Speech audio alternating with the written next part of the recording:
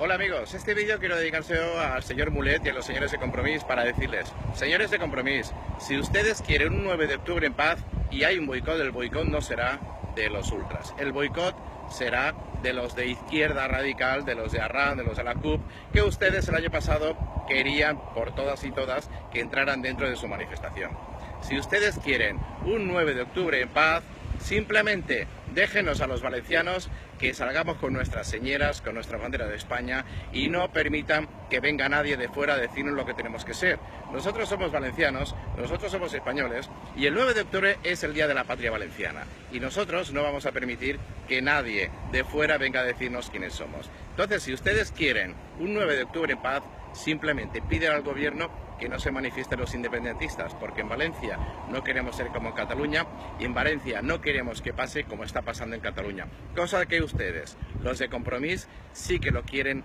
sí que lo buscan, y están además simpatizando con ellos y trabajando para que así sea.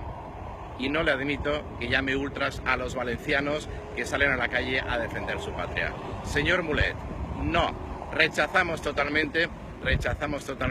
esas palabras suyas, y que sepa que los valencianos queremos salir el 9 de octubre en paz a manifestarnos para ensalzar nuestra tierra valenciana, nuestro reino valenciano, nuestra patria. Así que, señor Mulet, señores de Compromís, no manipulen, no mientan, por favor.